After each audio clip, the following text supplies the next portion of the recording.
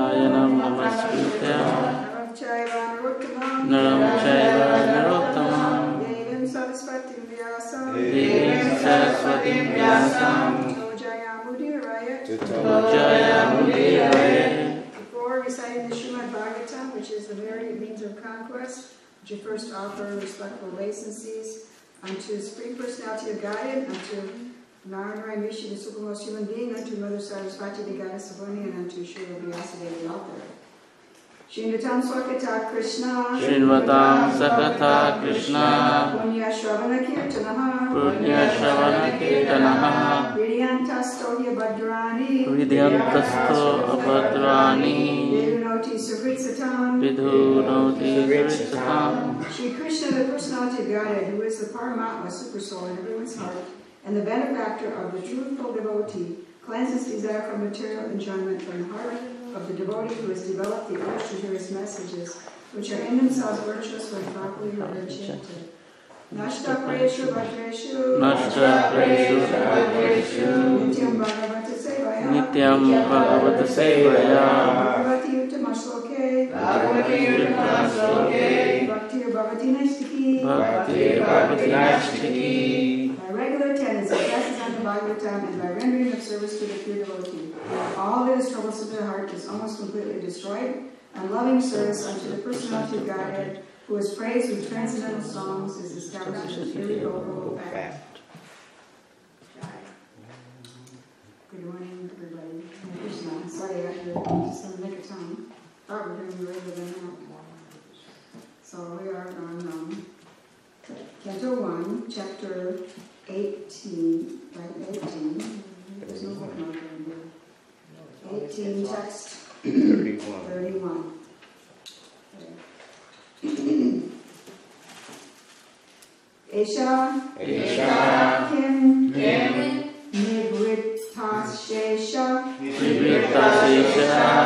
Esha Kim Nivritasesha Esha Kim Nivritasesha Karno Militekshanaha Karno Militekshanaha Mrisha Samadhir Ahosvit Mrisha Samadhir Ahosvit Kim Nu Syat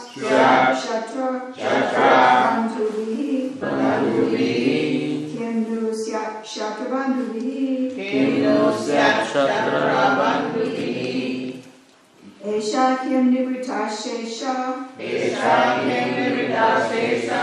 Karno Militekshanaha Mrisha Samadhir Ahosvit Kim Nu Syat Shatra Bandhubihi Esha Kim Nivritasesha Karno Militekshanaha Mrisha Samadhir Ahosvit Kim Nu Syat Shatra Bandhubihi Chant. Esha Kim Nivritasesha Karno Militekshanaha Mrisha Samadhi Ahosvit Kim Nu Syat Shatra Bandhubihi Esha Kim Nivritasesha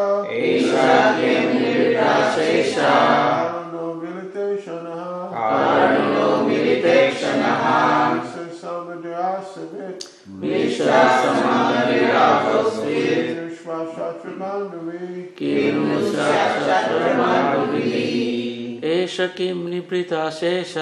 Esha Kim Nivritasesha Karno Militekshanaha Mrisha Samadhir Ahosvit Kim Nu Syat Shatra Bandhubihi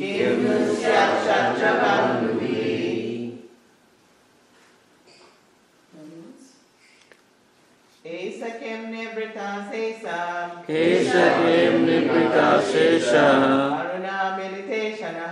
Karuna Militekshanaha Mrisha Samadhir Ahosvit Kim Nu Syat Shatra Bandhubihi Esha Kim Nivritasesha Karno Militekshanaha Mrisha Samadhir Ahosvit Kim Nu Syat Shatra Bandhubihi Esha Kim Nivritasesha Karno Militekshanaha Mrisha Samadhir Ahosvit Kim Nu Syat Shatra Bandhubihi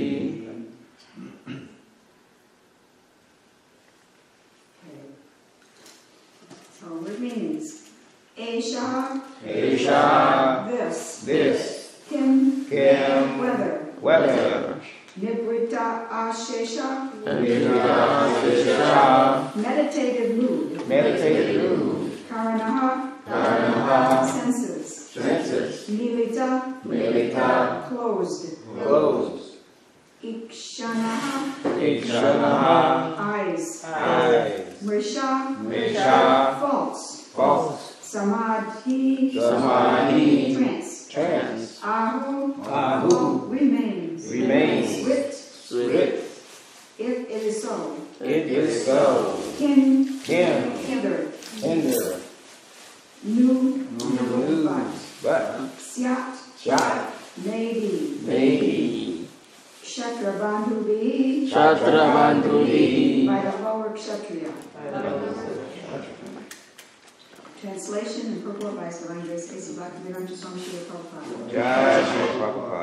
Okay, translation. Upon returning, he meaning Parikshit Maharaj, he began to contemplate and argue within himself whether the sage had actually been in meditation, with senses concentrated and eyes closed, or whether he had just been feigning trance just to avoid receiving a lower kshatriya. Please repeat. Upon returning, he began to contemplate and argue within himself. Whether the sage had actually been in meditation. With senses concentrated and eyes closed. Or whether he had just been feigning trance. Just to avoid receiving a lower kshatriya. Purport. The king, being a devotee of the Lord, did not approve of his own action, unless he began to wonder whether the sage was really in a trance or was just pretending in order to avoid receiving the king, who was a kshatriya and therefore lower in rank. Repentance comes in the mind of a good soul as soon as he commits something wrong. Srila Vishwanath Chakravarti Thakur and Srila Jiva Goswami do not believe that the king's action was due to his past misdeeds. The arrangement was so made by the Lord just to call the king back home, back to Godhead. According to Srila Vishwanath Chakravarti, the plan was made by the will of the Lord, and by the will of the Lord the situation of frustration was created. The plan was that for his so-called misdeed, the king could be cursed by an inexperienced Brahmana boy infected by the influence of Kali, and thus the king would leave his heart and home for good. His connections with Srila Shukadeva Goswami would enable the presentation of the great Srimad Bhagavatam, which is considered to be the book Incarnation of the Lord. The book Incarnation of the Lord gives much fascinating information of the transcendental pastimes of the Lord, like his Rasa Lila with the spiritual power damsels of Rajabhumi.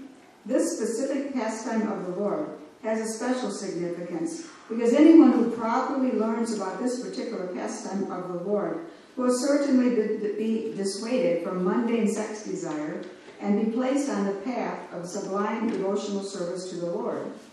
The pure devotee's mundane frustration is meant to elevate the devotee to a higher transcendental position.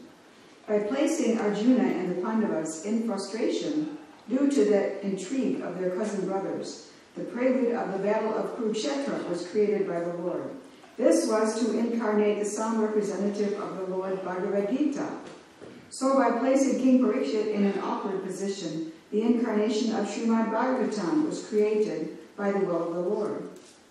Being distressed by hunger and thirst was only a show, because the king endured much, even in the womb of his mother. He was never disturbed by the glaring heat of the Brahmastra released by Ashvatthama. The king's distressed condition was certainly unprecedented. The devotees like Maharaj Parikshit are powerful enough to forbear such distresses by the will of the Lord, and they are never disturbed. The situation in this case was therefore all planned by the Lord. I was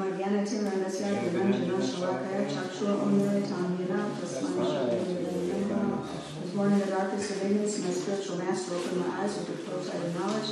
I offer my respectful obeisances unto him. So, start with the smallest detail first, several things in here, but simplest thing to start with is the connection between Parikshit Maharaj and Shukadeva.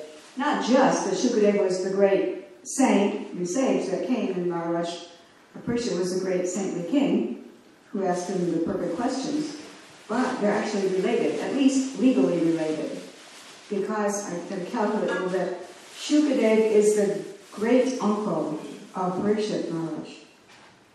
And because it's only a legal thing, it's not really a literal thing, because Parikshit is the grandson of Arjuna, who is legally the grandson of Vyasadeva, but his father Pandu was not biologically his father, because Indra was his father, but Pandu was his legal father.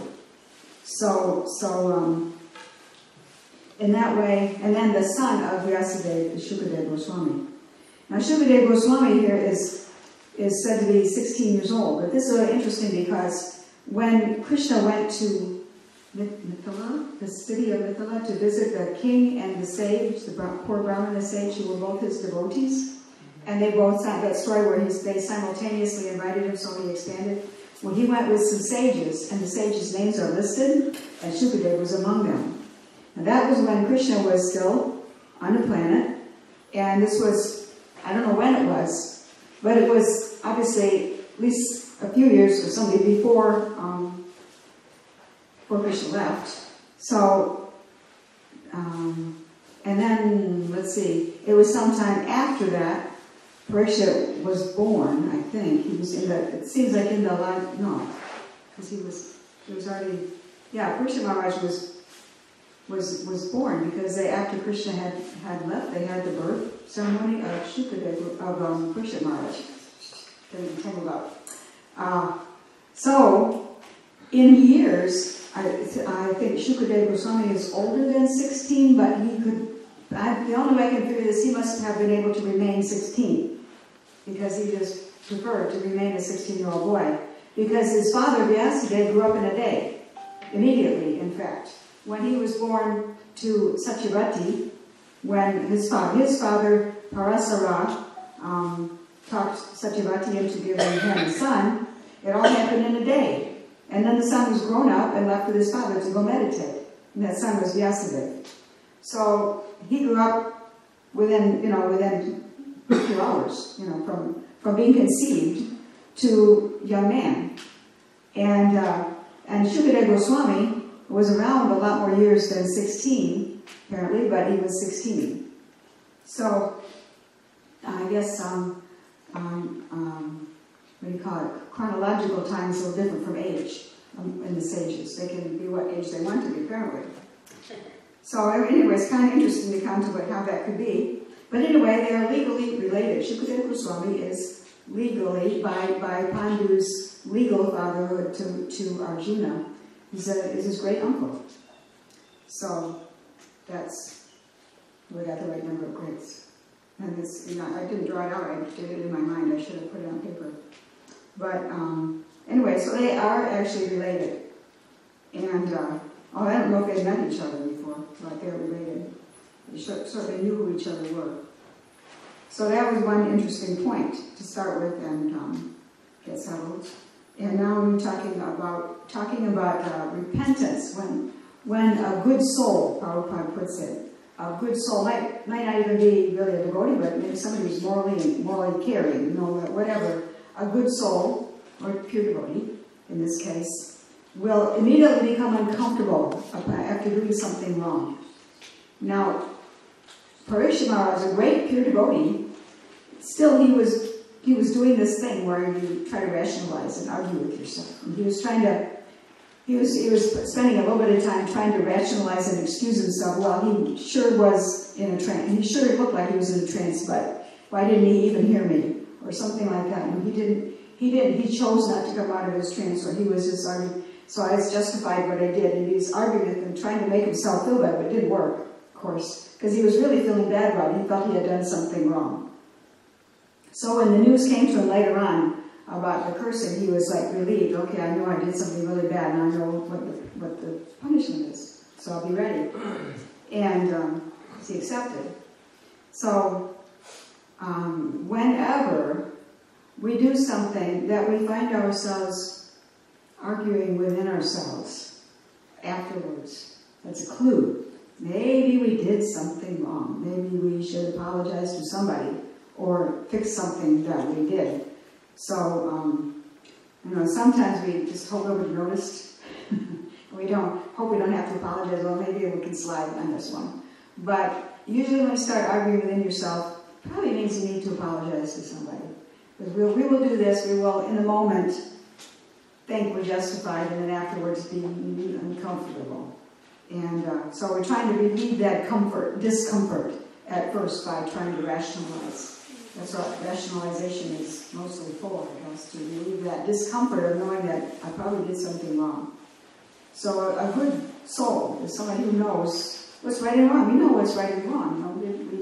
I mean, probably even a bad soul knows, but they don't care. But there's no bad souls, but temporarily bad. So, anyways, it was not. They say that Prabhupada says that Srila Vishwanatha, yeah, I was looking at it at the same time, I can say Chakravarti Thakur and Srila Jiva Goswami do not believe it was because of his past misdeeds. Sometimes because of our past misdeeds we screw up some more and do more bad things.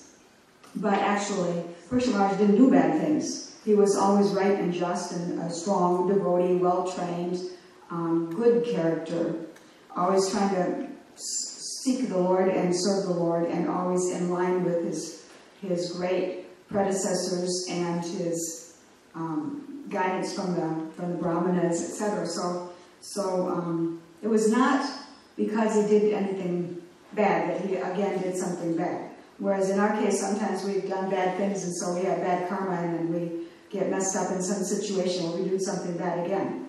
So not like that. The arrangement was so made by the Lord just to call the king back home, back to Godhead. So how many different arrangements did Krishna make just to call us back home?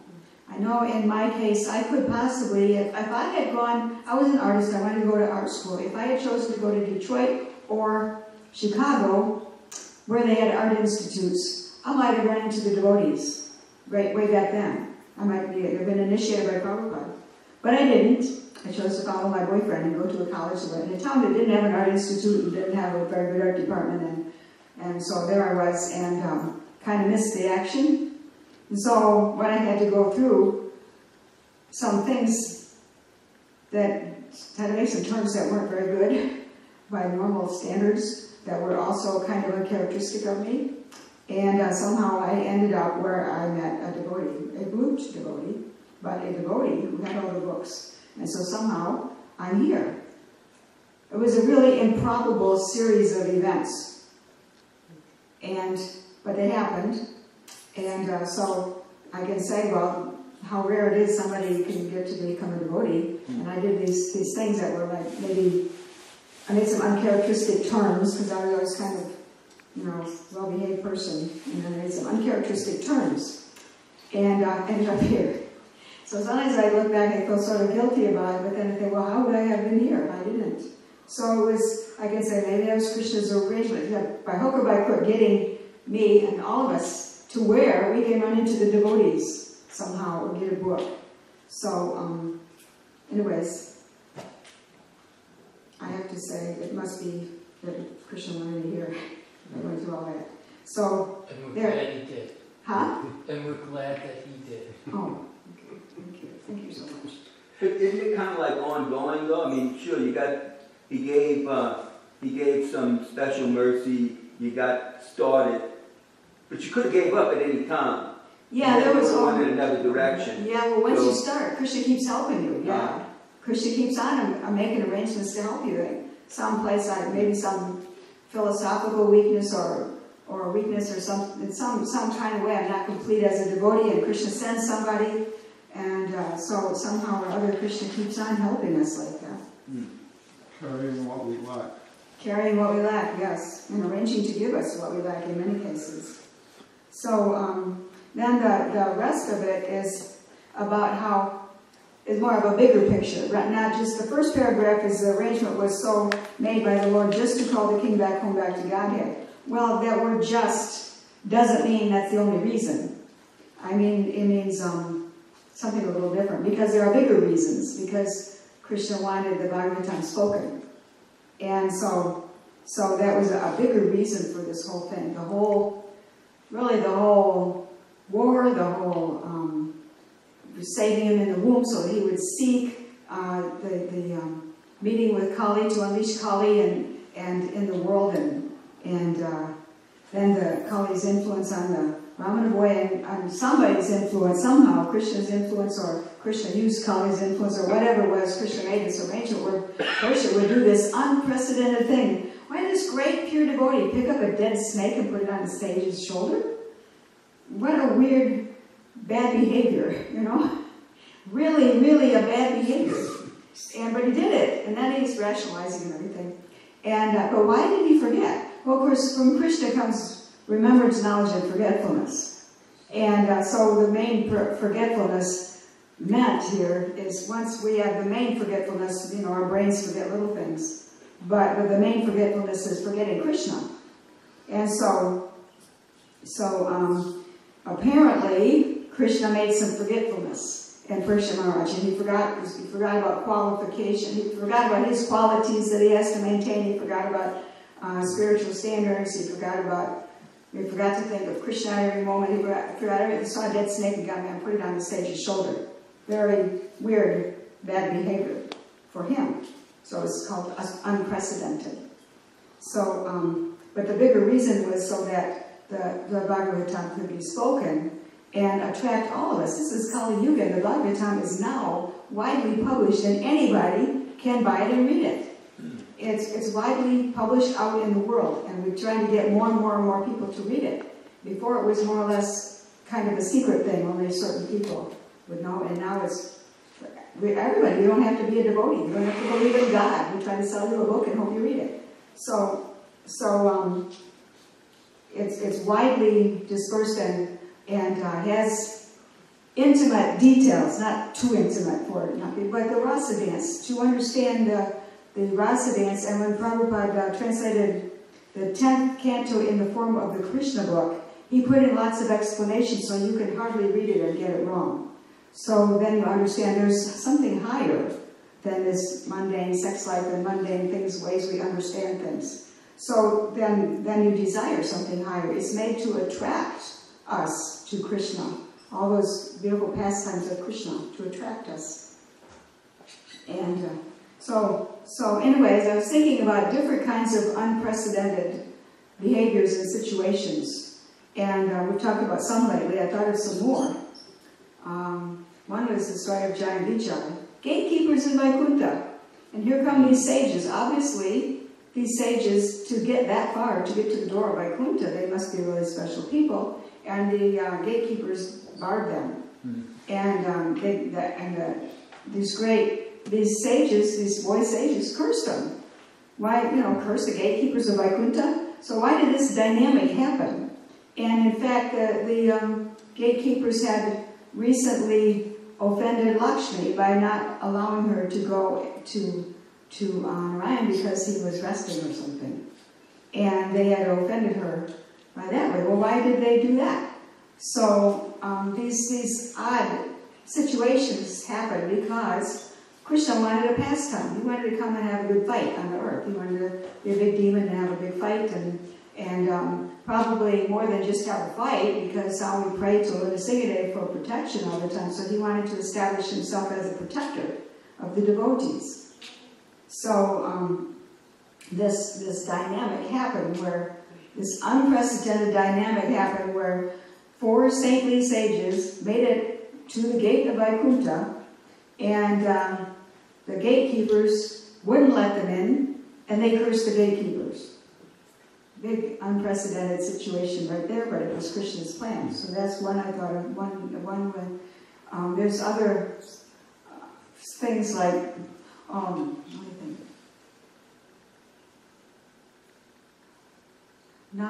Then this pastime goes on, and then there's Prahlad. It required not just the gatekeeper's awkward situation, but Prahlad's awkward situation.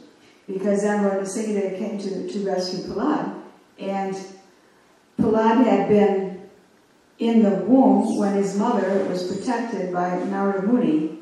They wanted to kill the child. I think there was a war, and they had defeated the demons, and they wanted to kill the son in the womb, and Narada Muni said no. And he protected the wife of Hiranyakashipu in his ashram after the war. And meanwhile, so she heard all the teachings of the philosophy. And of course, she was the wife of a demon, and she was already grown up and kind of set in a way. She didn't really change by that. However, Prahlad heard the teachings, and he became a pure devotee. If he wasn't already, he was probably already a pure devotee, but he was, anyway, trained in the philosophy. So he could preach it, and he also became such a pure devotee that he was rescued, and that was the excuse for the appearance of Lord Nrsimhadev, and have a big fight with a demon who was his friend, who was his devotee, the gatekeeper. But he wanted this fight, and he wanted to establish that he protects his devotee, and we can pray to him for protection. So all this created by these awkward situations. The awkward situation Prahlad was in because he was in a demon school and talking the philosophy that he knew, and so his father was punishing him and trying to kill him.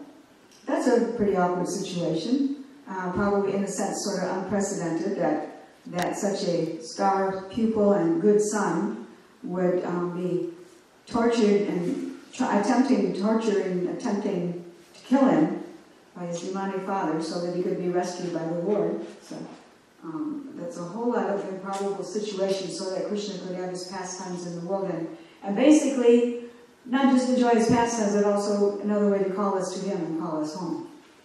That's another one, I think. What's another one? Well, there are situations of awkward situations. So Lord Ramachandra and his brothers, who were all the Chaturvyuha, all four forms of the Lord, they came because King Dasharatha has his wives, but he has no offspring to be king. And so he's worried about that. So that's, you're a king and you've got 4 wives and you have no sons. So that's sort of awkward situation. You had to have a fire sacrifice to have sons. And of course, Chitraketu as well. King Chitraketu had 10 million wives and no son. So he had to have a fire sacrifice to have a son. And then the other wives were jealous and killed the son. So that called Chitraketu to become a devotee and eventually go back home. And let's see.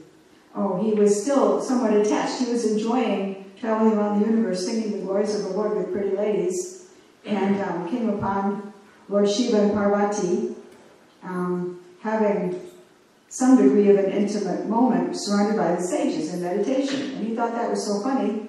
He started laughing. Parvati cursed him to take birth as a demon. So there was a fire sacrifice to create a demon to kill Lord Indra because of some politics that went on.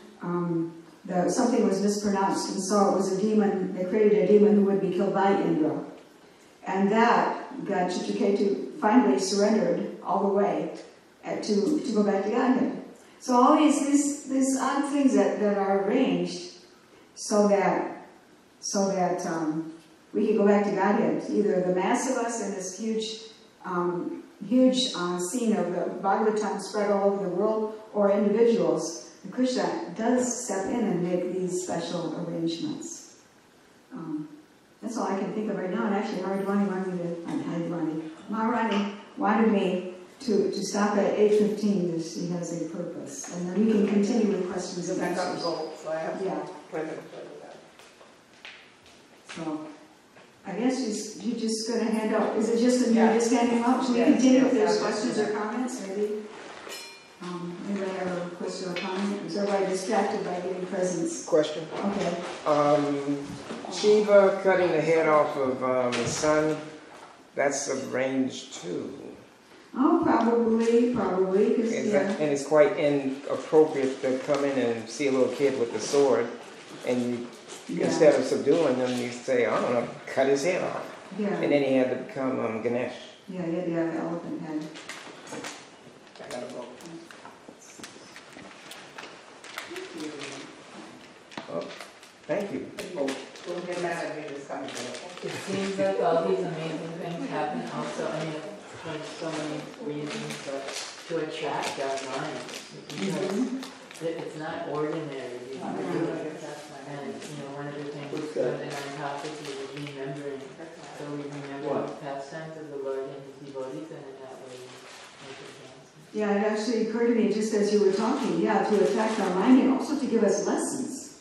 Because we have a lesson in this about not to offend or do something, rotten to somebody, like put a dead snake on your shoulder. That's kind of a rotten thing to do. And we have a lesson about, okay, if you're a good person, then you start arguing with yourself and trying to rationalize. If you catch yourself doing that, then that's a clue, that you did something wrong. So there's a lesson in that. So we get all kinds of lessons about faith, about right and wrong, good behavior, bad behavior. So many lessons in these. And Krishna does so many purposes in one event. Yes. Also accepting the will of the Lord. And accepting the will of the Lord. 3 times. What? 3 times I've had my hands up. Oh, I'm sorry. Is that? You don't have to like jump up and down. That must be intolerable for you. No, but It's kind of hard to see. It's not. I'm It's going hard to to start contemplating and arguing within myself here about doing something I wrong. think it's hard to see people on the back row too because of the Yeah, it's a light. little hard, and all this going on, I really didn't see The it. back, the window. I will answer you now. No, he's wrong. Okay, you're next. Gokul Ranjana. Well, I was just always sort of curious that nobody's qualified to enter by, you can't get into by Vaikuntha unless you're qualified. So